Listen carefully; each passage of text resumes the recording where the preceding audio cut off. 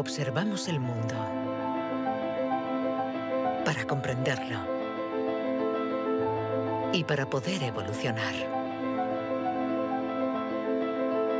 La inteligencia nos ha permitido forjar herramientas para comprender lo pequeño y lo infinitamente grande. Desde hace más de un siglo, psicólogos, biólogos, genetistas y neurocientíficos la diseccionan, la analizan y la miden. Hemos inventado los ordenadores y caminado sobre la Luna. Pero contrariamente a lo que podríamos creer, nuestra inteligencia individual no ha aumentado. Hoy en día, la ciencia explora las diferentes facetas de nuestra inteligencia. Pero, ¿saben en realidad los científicos qué es la inteligencia?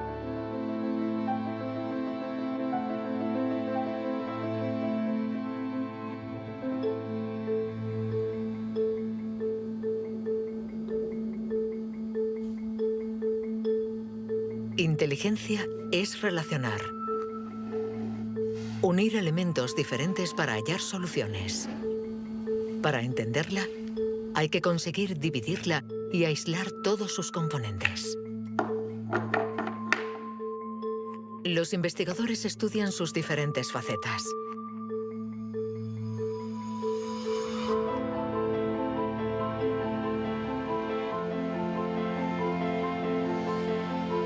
Para medir la inteligencia, una de las primeras propuestas ha sido medir la velocidad a la que reacciona el cerebro. Este es el método que el profesor Ten Iannuis ha utilizado. Él ha comparado nuestro tiempo de reacción con el de nuestros ancestros. Y los resultados de su estudio no nos favorecen.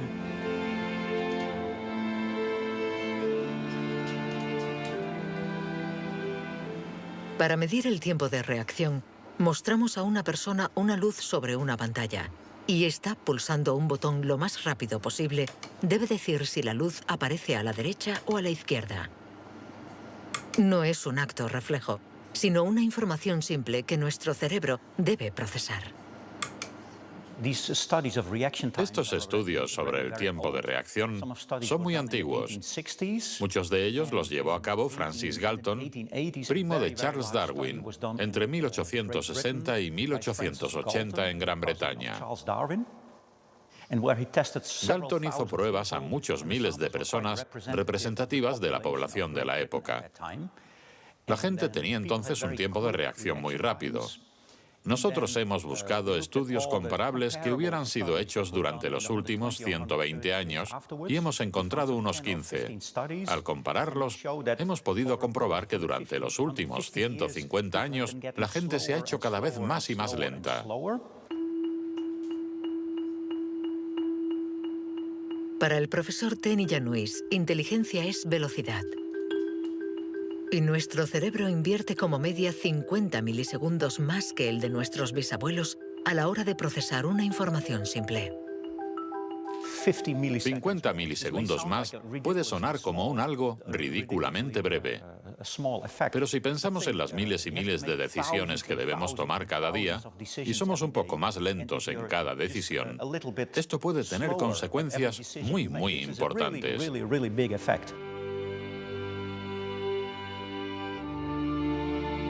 El profesor Ten Iannuis está convencido de que somos menos inteligentes que en el siglo XIX.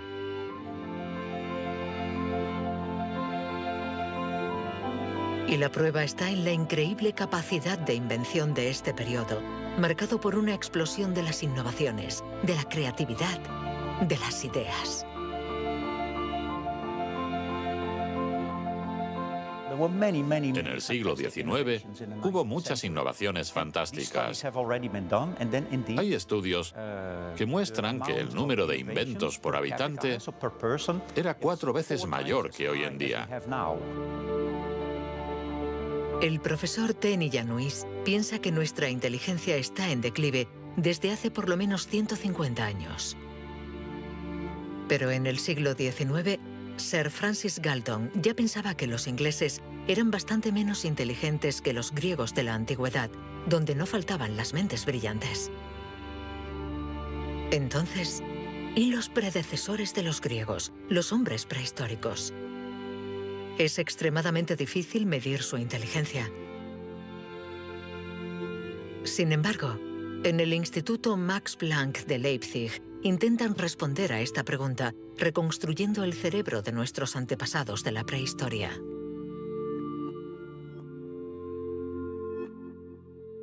La paleoneurología es una ciencia muy frustrante, porque su objeto de estudio es casi inexistente.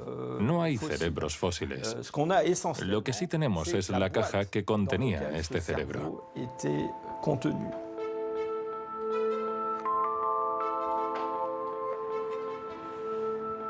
Al comparar nuestro cerebro con el del hombre prehistórico, los científicos han encontrado diferencias no solo en la forma, sino también en el tamaño. Algunos de estos individuos tenían un cerebro más grande que el nuestro. Sabiendo que todo lo que somos, todo lo que pensamos, nuestros recuerdos, la personalidad, las emociones, el lenguaje, todo depende de este órgano, entonces, ¿es que la inteligencia está relacionada con el tamaño? Sería absurdo pensar que no hay relación entre el tamaño del cerebro y la complejidad de los comportamientos, es decir, la inteligencia. Esto lo vemos en el reino animal. Los animales llamados más inteligentes, en particular los cetáceos y algunos tipos de delfines, por ejemplo, tienen cerebros muy grandes, con un gran número de neuronas. Por lo tanto, encontramos en ellos algo que también encontramos en los grandes primates y en el hombre.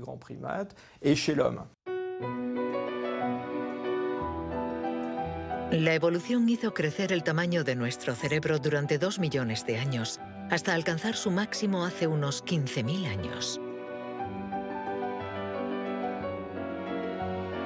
El hombre de Cro-Magnon, que pintó en la cueva de Lascaux hace unos 17.000 años, era un Homo sapiens como nosotros. Pero de todos los Homo sapiens, este era el que tenía el cerebro más grande. El tamaño de nuestro cerebro ha disminuido en comparación con el de este antepasado. Y según algunos investigadores, somos menos inteligentes que él. Pero esta teoría no es compartida por todos. Yo no creo que haya una inteligencia que se pueda medir con una regla y decir que nuestro reciente antepasado era igual o más o menos inteligente. El hombre de Cro-Magnon tenía la inteligencia que necesitaba para sobrevivir en su mundo, pero no para trabajar en un banco. Si viajásemos 25.000 años atrás en nuestra máquina del tiempo, para traer al presente al hombre de Cro-Magnon, sin duda se adaptaría al mundo en el que va a tener que vivir. Historically, you guys have struggled to adapt. Yeah, right. Walking upright, discovering fire, inventing the wheel, laying the foundation for all mankind. You're right. Good point. Sorry we couldn't get that to you sooner.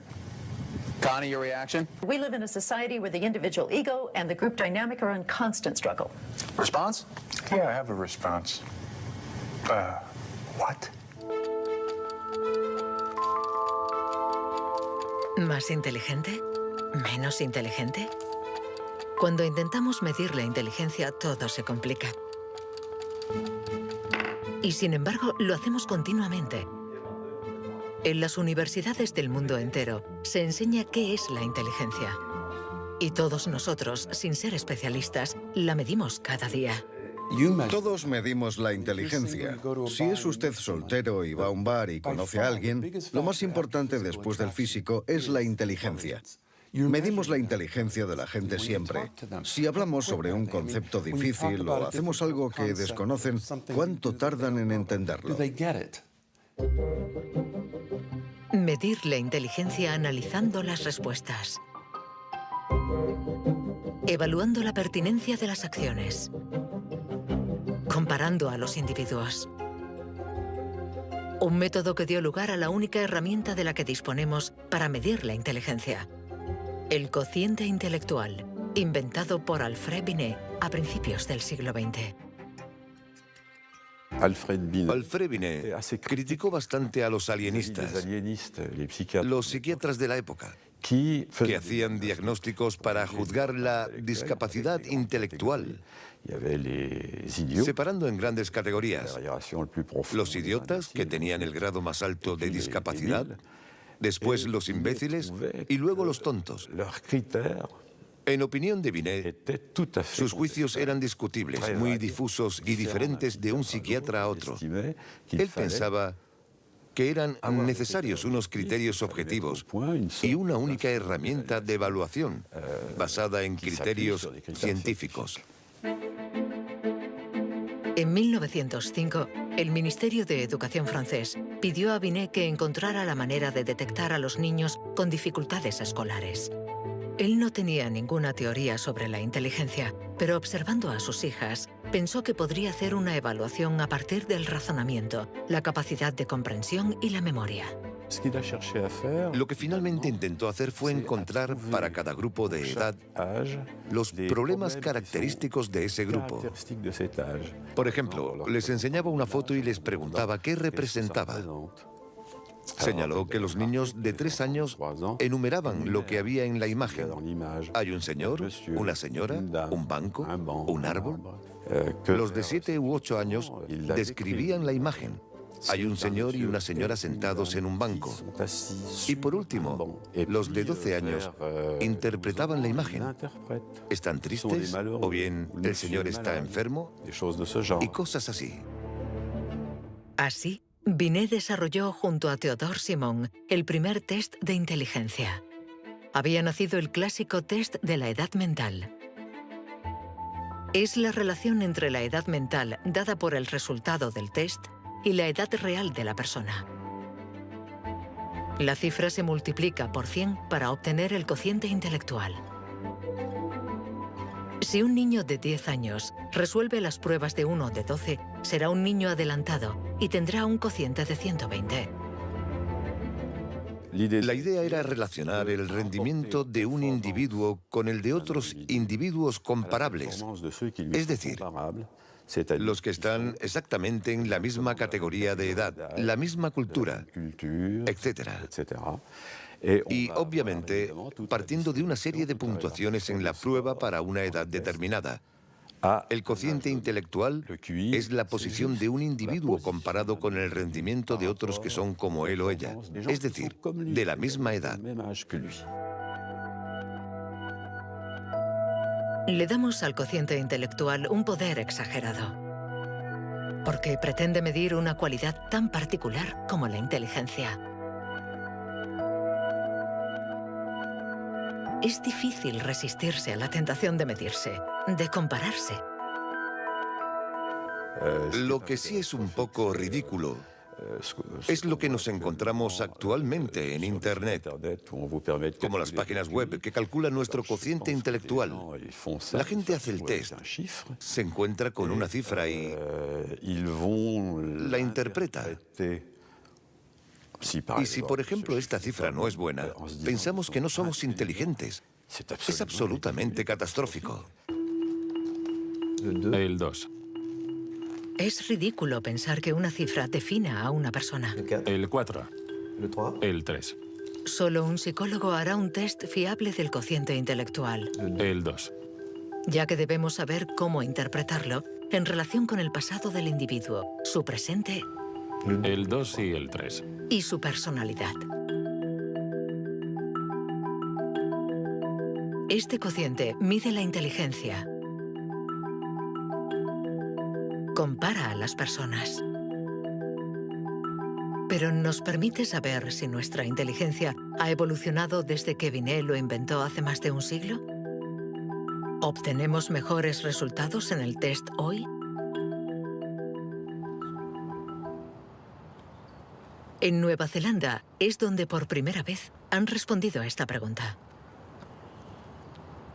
Allí, James Flynn ha hecho un descubrimiento sorprendente que los científicos de todo el mundo han bautizado como el efecto Flynn. El efecto Flynn supone el descubrimiento de que todas las naciones que entraron en la era industrial han obtenido mejoras considerables en los tests de cociente intelectual. He revisado toda la variedad de estas pruebas en 40 países, como en Francia, Holanda o Noruega, donde los jóvenes habían sido llamados al servicio militar. Se les ha dado cada año exactamente el mismo test, y las mejoras son muy evidentes. Hace 1 o 2 generaciones, la gente obtenía una media de 30 respuestas sobre 60. Hoy obtienen 45.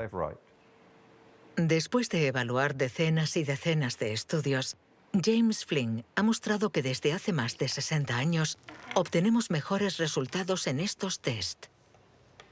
¿Quiere esto decir que ahora somos más inteligentes que nuestros abuelos? Un cambio en el cociente intelectual no significa necesariamente un cambio en la inteligencia. Pongamos un ejemplo. Una persona hace hoy el test por primera vez. Si hace el mismo test al día siguiente, existe un efecto de aprendizaje. Su puntuación va a ser más alta, pero no quiere decir que se haya hecho más inteligente. Solo significa que se ha familiarizado con el test. El aumento del cociente intelectual se debe en gran medida al entorno, mejor alimentación y mejor educación. Nuestro cociente aumentaría de 2 a 3 puntos por cada año de escuela, y los años de escolarización han pasado de una media de 6 a principios del siglo XX a los 11 años de hoy en los países industrializados. Todos estos cambios añadidos han incrementado los resultados.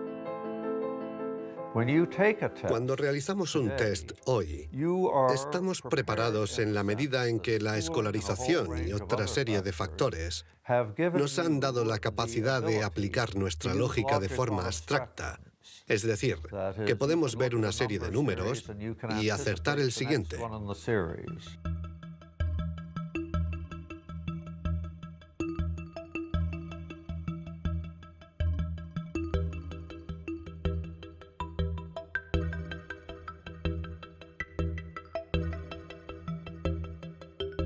En cuanto a la inteligencia, no hay que fiarse de las apariencias. Tener mejores resultados en estos test no implica que seamos más inteligentes. Se trata solamente de que estamos mejor preparados para pasar el test. Nuestra inteligencia es como un músculo que entrenamos para obtener de él todo su potencial, y con el entrenamiento podemos alcanzar nuestros límites. Las cifras lo demuestran. Tras decenios de mejora, los resultados de los test han llegado al tope. Incluso están empeorando en países como Inglaterra, Dinamarca o Noruega. El aumento del cociente intelectual es un fenómeno que ha durado un siglo, pero todos los países terminarán por llegar al tope de este incremento. Sospecho que la educación formal ha abusado de la capacidad de manipular los conceptos abstractos y, a menos que se produzca una revolución de la pedagogía, los beneficios que ha producido la escuela van a tocar techo, ya que hoy en día casi todo el mundo está escolarizado.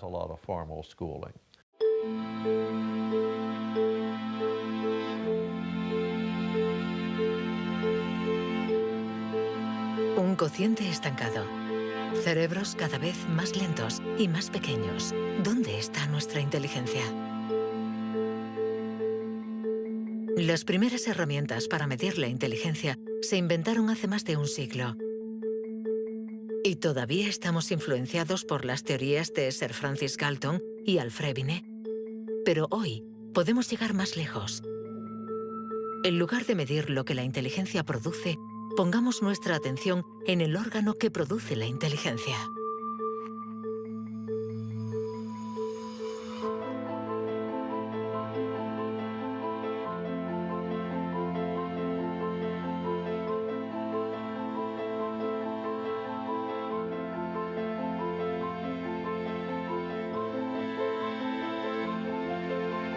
Richard Heyer es psicólogo y neurocientífico en la Universidad Irvine de California.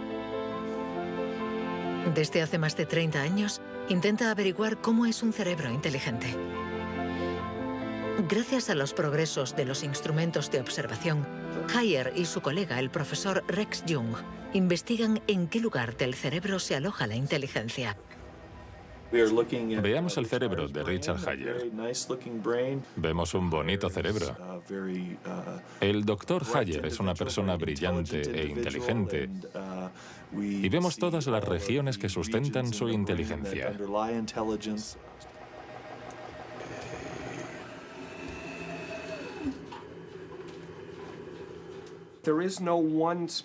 No existe ninguna zona en el cerebro a la que podamos llamar centro de inteligencia. Se pensaba que había un centro de inteligencia en la parte frontal, pero las investigaciones han demostrado que cuando resolvemos problemas de inteligencia en el interior de un escáner, la comunicación bidireccional entre la parte frontal y la parte posterior es muy importante mientras efectuamos la operación. El profesor Hayer es uno de los pioneros en la utilización de modernas técnicas de neuroimagen. Su primer estudio data de 1988. Hasta entonces, nadie había utilizado estas herramientas para investigar la inteligencia. Hemos encontrado áreas del cerebro que se activan cuando hacemos un test de inteligencia. Pero lo más sorprendente ha sido que cuanto más activas estaban estas áreas, menos buenos eran los resultados de dichas pruebas. Esto es lo contrario de lo que esperábamos. En el mundo de la ciencia, encontrar un resultado opuesto a lo esperado es realmente interesante.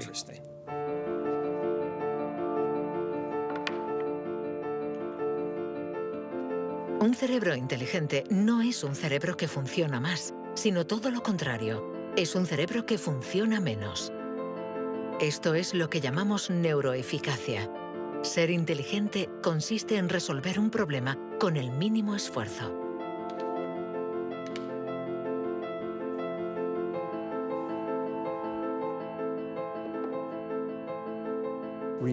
Si recordamos la primera vez que condujimos un coche, el primer día en un gran aparcamiento vacío, con alguien sentado a nuestro lado, girando el volante y pensando, ahora tengo que frenar. Sin embargo, hoy conducimos en medio del tráfico de una ciudad desconocida y aún así podemos charlar con los acompañantes, porque nuestro cerebro es ahora mucho más eficaz. Por lo tanto, un alto nivel de inteligencia no está necesariamente ligado a un cerebro que trabaja más, sino a una transmisión más eficaz de la información entre las zonas importantes del cerebro. Cuando se piensa en un proceso tan complejo como la inteligencia, debemos imaginar que el cerebro es como una orquesta con distintas secciones. Pero el verdadero misterio está en cómo interactúan estas secciones, porque, como sabemos, esta orquesta no tiene director. Si el cerebro es una orquesta, entonces la inteligencia es la música.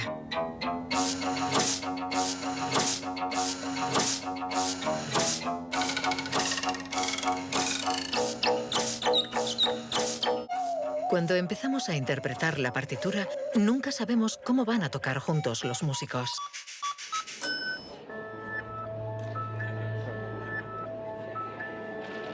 En la Universidad de la Sorbona, el profesor Olivier Houdet busca un director para esta orquesta.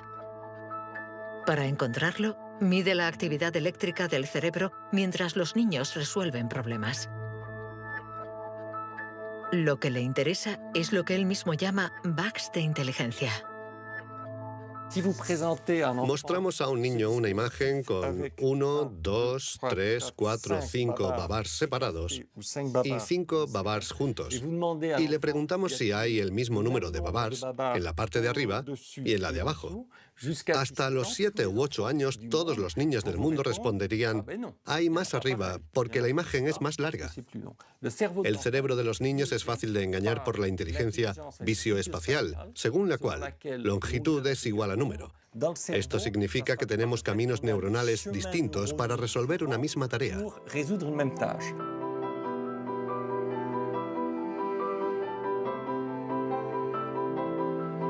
Contar o medir. Hay muchas soluciones para un mismo problema, y nuestro cerebro está continuamente luchando para inhibir las estrategias negativas.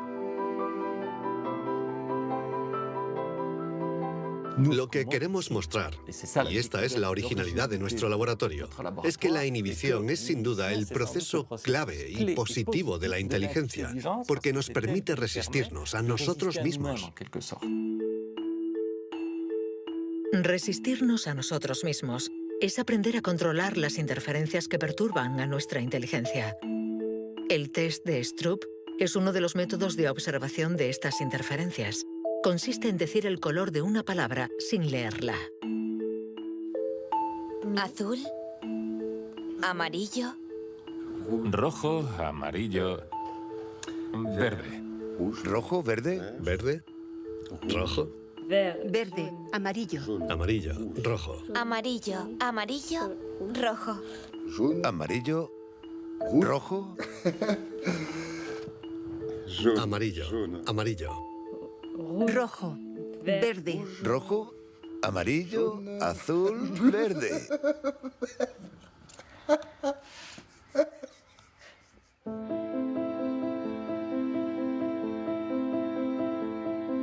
Para resolver un problema usamos diferentes regiones del cerebro unidas entre sí, pero que a veces entran en competencia. Pero ¿cómo se comunican las diferentes regiones? Este tema le interesa al profesor Douglas Fields, del Instituto Nacional de la Salud de Washington.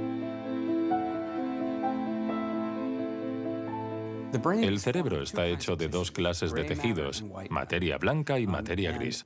Todos hemos oído hablar de la materia gris, que es donde se encuentran las neuronas, en la superficie del cerebro. Pero debajo hay miles de conexiones, de cables, de axones que conectan las neuronas formando circuitos. Y es de color blanco porque estos axones están aislados por una membrana celular llamada mielina.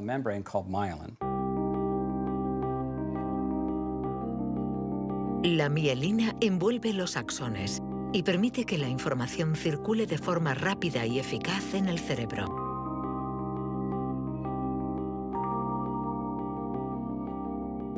Cuando nace un niño, su cerebro no está maduro. Sus funciones son mínimas. Un bebé no puede hacer casi nada. No puede alimentarse, su visión es muy limitada, no puede andar ni sujetar su cabeza. Esto se debe a que nuestro cerebro está siendo permanentemente moldeado por el entorno. Y una de las cosas más interesantes respecto a la mielina es que se forma después de nacer. La mielina es esencial para que la información circule de forma eficaz por el cerebro. Es esencial para nuestra inteligencia. Pero en la actualidad, la formación de la mielina está alterada. Barbara Demnex, endocrinóloga del Museo de Historia Natural de París, estudia cómo nuestra inteligencia está amenazada por uno de los azotes del siglo XXI. La contaminación. En cualquier parte del mundo donde vivas, estarás expuesto a ciertas sustancias químicas que interfieren en el funcionamiento de la hormona tiroidea. Esta es la hormona producida por la glándula tiroides que está en la base del cuello. Es necesaria para el desarrollo del cerebro desde las primeras etapas del feto hasta una edad más avanzada como la mía, para asegurar el mantenimiento de las funciones mentales, incluida la mielinización. La Autoridad Europea de Seguridad Alimentaria ha analizado 297 pesticidas. Entre ellos, más de 100 afectan al funcionamiento de la hormona tiroidea, como el bisfenol A, el PCB y los productos ignífugos. Productos químicos con los que estamos en contacto a diario. El equipo de Barbara Demnex ha demostrado que estos productos bloquean los receptores específicos de la hormona tiroidea de cada una de las células cerebrales y los efectos son considerables. Hay una evidencia sólida. Los científicos hemos observado los niveles de exposición en las madres. Se han comparado diferentes niveles de exposición y hemos visto que los niveles más elevados estaban asociados a una pérdida de 5 a 6 puntos de cociente intelectual en sus hijos. Cierto es que la mayoría de nosotros no percibimos la diferencia, pero es evidente que 5 puntos menos de cociente intelectual pueden suponer una gran diferencia en cuanto al éxito escolar o al éxito en la vida. Y saberlo puede ser muy preocupante para los padres.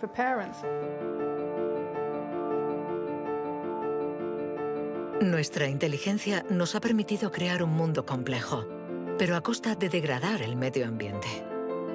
Y podríamos estar pagando el precio si esta degradación afecta a nuestro cerebro, actuando, por ejemplo, sobre la mielina. Pero si este fenómeno se confirma, ¿qué haremos? Durante más de un siglo, hemos pensado que los procesos mentales se debían solo a la actividad eléctrica de las neuronas. Pero hoy, los neurólogos han comenzado a explorar nuevos campos. Tan solo el 15% de las células del cerebro son neuronas. El resto, el 85%, no se comunican mediante impulsos eléctricos. Las llamamos glía. Nuevos métodos nos han permitido ver, para nuestra sorpresa, que las células gliales se comunican entre ellas y con las neuronas sin electricidad. Esto es un punto de partida fascinante, porque supone un cambio fundamental de conceptos respecto al funcionamiento del cerebro a nivel celular. Células gliales. Células mucho más numerosas que las neuronas y que forman su entorno. Algunas fabrican la mielina. Otras alimentan a las neuronas y las protegen. Estas se denominan astrocitos. Y un descubrimiento inesperado indica que los astrocitos juegan un papel en la inteligencia. Todo comenzó con un genio. En abril de 1955, en el Hospital Princeton de New Jersey, el patólogo Thomas Harvey dirigió la autopsia de Albert Einstein. El 18 de abril, a las 8 de la mañana, decidió robar el cerebro del hombre considerado como la encarnación del genio. Pretendía examinar este preciado órgano para encontrar el secreto de la inteligencia. Después de esconderlo en su casa durante 27 años, autorizó a otros científicos a examinarlo. Estos descubrieron en el cerebro de Einstein lo que podría ser el secreto de su inteligencia. El cerebro de Albert Einstein fue examinado para ver qué era lo que lo hacía más inteligente, y no pudieron encontrar ninguna diferencia en el número de neuronas ni en el tamaño. No había nada, excepto que su cerebro tenía más astrocitos. Esto llamó la atención de mucha gente sobre el papel de los astrocitos en la inteligencia. Los astrocitos. Células gliales identificadas hace más de un siglo. Aunque en los últimos años, los científicos han comprendido que su función no era mucho más compleja de lo que imaginaban. Los astrocitos sirven para muchas cosas. Controlan la sinapsis, controlan el flujo sanguíneo en el cerebro, alimentan a las neuronas, reaccionan a las heridas. Todas estas cosas estaban consideradas como tareas menores que los astrocitos hacían en el cerebro, y no habían sido tomadas muy en serio hasta que se dieron cuenta de lo determinantes que son los astrocitos para las neuronas. Un astrocito humano controla cientos de neuronas, muchas más que, por ejemplo, un astrocito de ratón. Basándose en esta observación, un equipo de la Universidad de Rochester ha realizado un experimento fascinante. Para entender mejor la inteligencia humana, han decidido cruzar la barrera de la especie y han trasplantado astrocitos humanos en el cerebro de un ratón.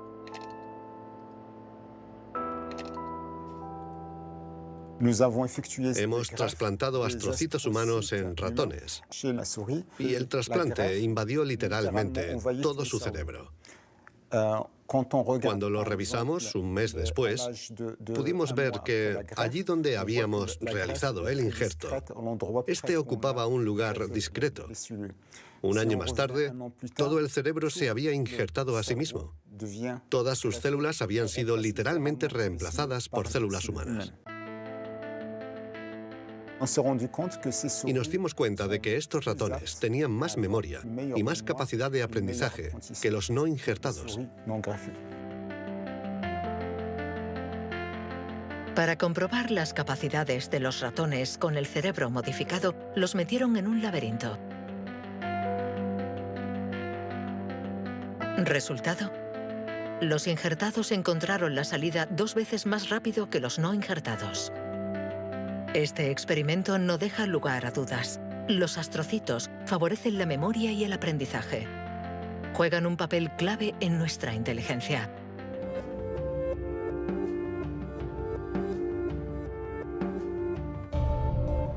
La inteligencia se refleja en el funcionamiento del cerebro. Pero ¿cómo se explica la diferencia entre las inteligencias de nuestros colegas, amigos o padres?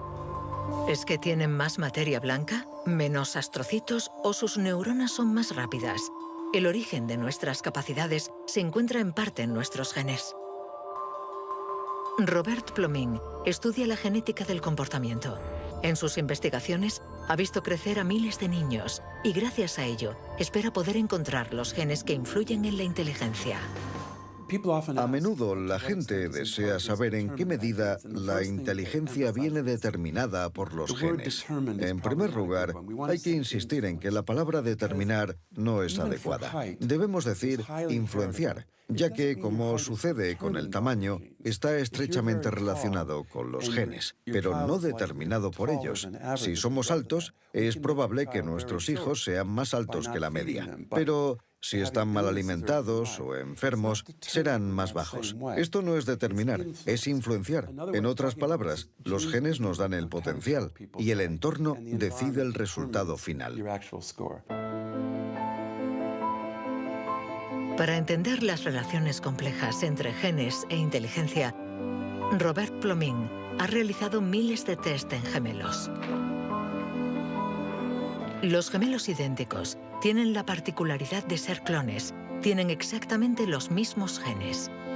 Son completamente idénticos. Mismo pelo, mismos ojos, pero ¿tienen los mismos resultados en los test de inteligencia? La respuesta es sí. Sus resultados se parecen mucho más que los de otros hermanos. Esta es la prueba de que, sin ser completamente determinantes, los genes sí juegan un papel crucial. La mayoría de los países del mundo, más de 100, dispone actualmente de registros de gemelos porque reconocen la importancia del método gemelar a la hora de calcular la influencia de los genes. La siguiente etapa de nuestras investigaciones consiste en encontrar los genes responsables de la inteligencia. Para esto, Robert Plomin ha utilizado chips de ADN capaces de detectar más de 1 millón de marcadores genéticos. Comparando el ADN de los que tenían buenos resultados en los test, Plomin quería saber si ciertos genes se dan con más frecuencia. Pero la identificación precisa de estos genes es mucho más complicada de lo que esperaba.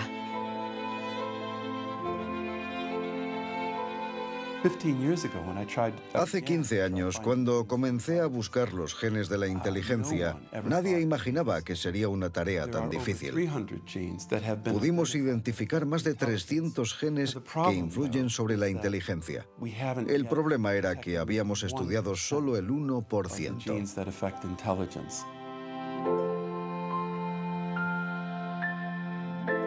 La inteligencia está influenciada por la interacción de muchos miles de genes que conforman una red increíblemente compleja. Además, producen efectos distintos en función de la región del cerebro donde actúen. Antes pensábamos que el cerebro funcionaba por áreas. Esta área controla el lenguaje, esta hace otra cosa. El cuerpo calloso comunica los hemisferios. Hoy nos hemos dado cuenta de que esto era ficción y que el cerebro actúa de forma más global. Desde un punto de vista genético, se ve más claro todavía, ya que la mayoría de los genes que actúan sobre el cerebro actúan sobre muchas regiones del cerebro. Paso a paso vamos entendiendo nuestra inteligencia. Los científicos afinan las herramientas para medirla, pero la cuestión es cómo las vamos a utilizar.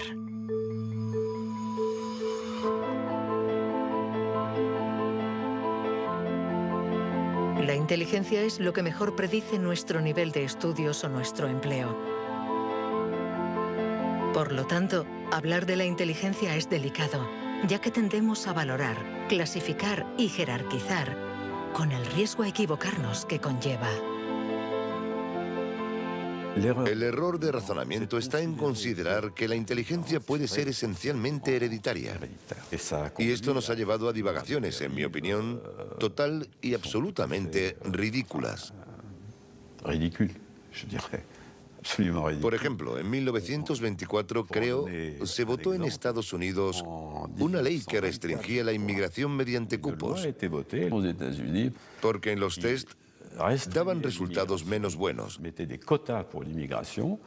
Y se suponía que los inmigrantes eran hereditariamente menos inteligentes. Se limitó, pues, su entrada al país para evitar un descenso en la media. Como sabemos, entraban por la isla de Ellis, frente a Nueva York, donde muchos de ellos eran devueltos, sobre todo aquellos que se anticiparon al auge del nazismo. Pienso especialmente en los judíos de Europa del Este que fueron expulsados por razones absolutamente estúpidas. Durante mucho tiempo, creímos que nuestro origen era determinante y que nuestra herencia controlaba nuestras vidas. Después, por suerte, la ciencia ha abandonado esta visión determinista. Pero la inteligencia es algo especial. Un tema tan sensible que los pasos en falso han marcado su historia. William Shockley, físico visionario y premio Nobel por su descubrimiento del transistor, resultó menos brillante en sus estudios sobre la inteligencia. Dr. Shockley, if you could answer it yes or no, I would appreciate it. Do you believe that black people are inferior in intelligence because of their heredity? What I say is this. My research leads me, and it's a tragic conclusion, really, my research leads me inescapably to the opinion that the major cause of the American Negro's intellectual and social deficits is hereditary and racially genetic in origin, and thus not remediable to a major degree by practical improvements in environment. Then what do you see as the solution to the problem? I would propose that you would offer a bonus to everyone to be sterilized. The offer is based upon the best estimates, best scientific estimates that one can have of any genetically carried disabilities. 1974, prácticamente ayer. Una época nada lejana. Algunos utilizaban el cociente intelectual para justificar su racismo y excluir lo diferente. Joseph Skobanek sufre el síndrome de Asperger, una forma de autismo compatible con un cociente elevado. Graduado en ciencias políticas, doctor en filosofía y escritor, con 6 años no hablaba una palabra. Hoy habla 7 idiomas, entre ellos el hebreo, el árabe, el persa y el azerí. Yo formaba parte de esos niños cuyo destino era la basura. Durante mucho tiempo nos dijeron que las personas autistas eran deficientes intelectuales. Autismo llegó a ser casi sinónimo de discapacidad intelectual. Sin embargo, hoy sabemos que esto no es así. Toda sociedad humana necesita una jerarquía, necesita gente que marque la diferencia. Y tendemos a resumirlo todo bajo un criterio único. En Estados Unidos, la calidad humana y las jerarquías se definen por el cociente intelectual. En Francia puede ser cualquier concurso administrativo.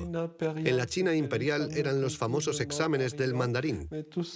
Pero todo esto reposa sobre una idea central, y sin embargo errónea, la de que hay una única escala para medir la inteligencia de la humanidad. Y todo aquel que predica estas teorías se sitúa a sí mismo en lo más alto. La inteligencia como escala única de la humanidad. ¿Pero se puede definir lo humano desde una sola dimensión?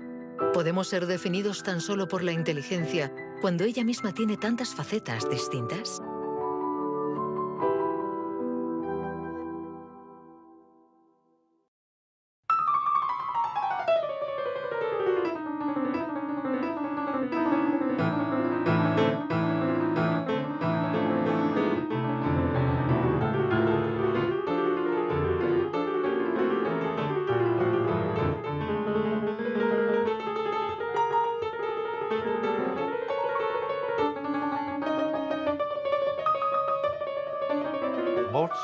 Nos han dicho siempre que Mozart podía tener en la mente una sinfonía entera. Cuando escuchamos una sinfonía, debemos seguirla a medida que se desarrolla en el tiempo. Sin embargo, él la veía en su totalidad. Viene a ser la clase de complejidad mental de un matemático cuando tiene en mente 7 u 8 fórmulas y conoce todas las conexiones posibles entre ellas. Pero siempre podemos argumentar. ¿La inteligencia musical es inteligencia? No importa. Lo que importa es que existe y que aquellos que la poseen no tienen necesariamente un cociente intelectual elevado.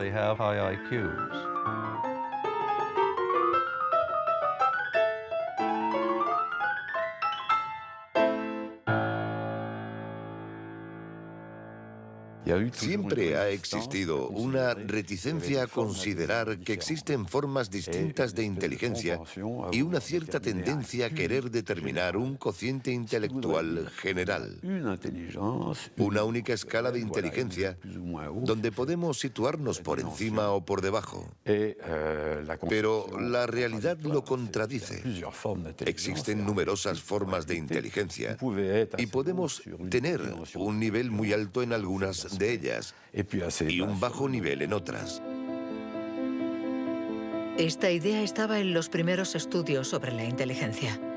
Hoy, los científicos ya han aceptado que sea cual sea el método utilizado, no van a conseguir medir la inteligencia con una escala única.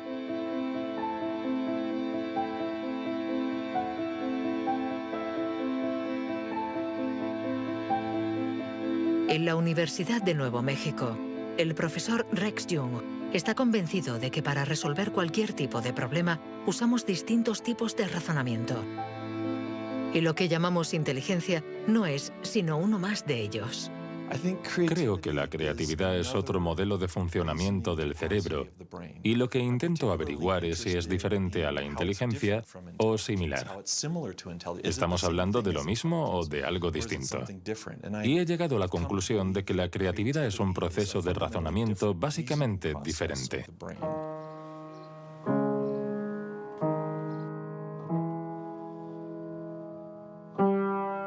Leer una partitura es ser inteligente utilizando nuestros conocimientos.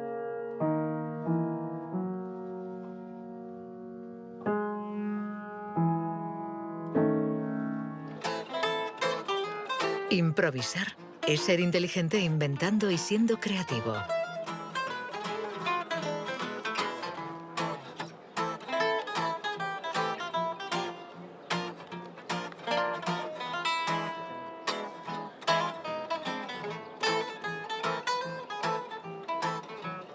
Un músico puede ser a la vez inteligente y creativo, un sujeto de estudio ideal.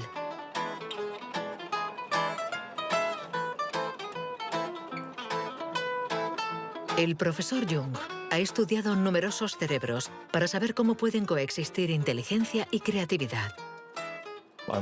Trabajo sobre la hipótesis de que son complementarias y que hay dos redes diferentes en el cerebro que cooperan para permitirnos razonar. Una es un tipo de razonamiento inteligente y la otra un tipo de razonamiento creativo. Y las dos son extremadamente importantes.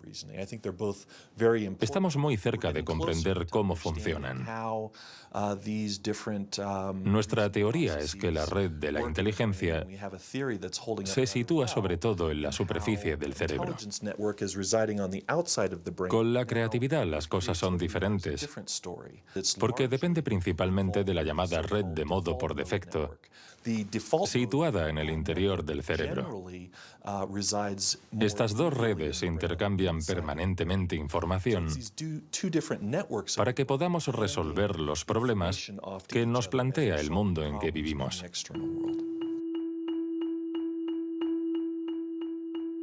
Todos hemos experimentado esa sensación de una idea que surge de no se sabe dónde con la fuerza de la evidencia.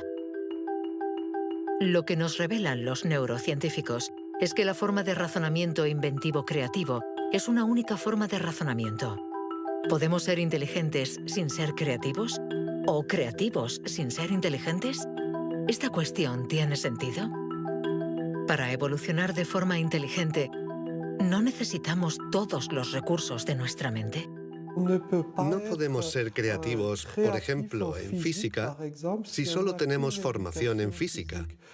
Para ser creativos en física, necesitamos estar educados en ese universo extraño y poder utilizar y reutilizar los mecanismos mentales que hemos aprendido en otros contextos. El problema de las investigaciones estériles es que se encierran en su burbuja y no dan ni reciben información. Por el contrario, las personas creativas son aquellas que importan ideas de un universo a otro.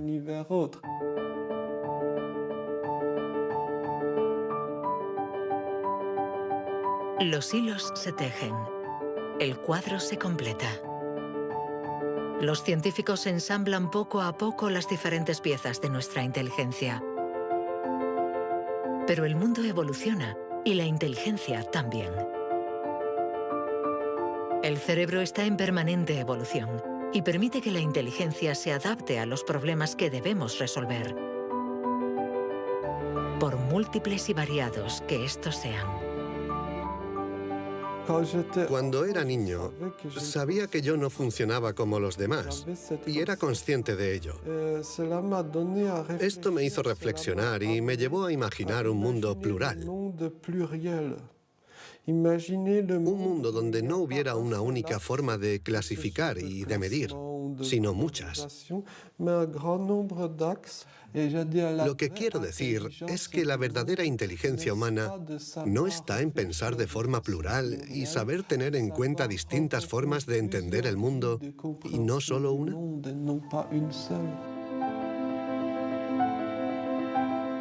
El papel de la ciencia no debe ser el de decir si somos más o menos inteligentes que nuestros vecinos o que nuestros antepasados, sino el de ayudarnos a entender cómo funciona nuestro cerebro.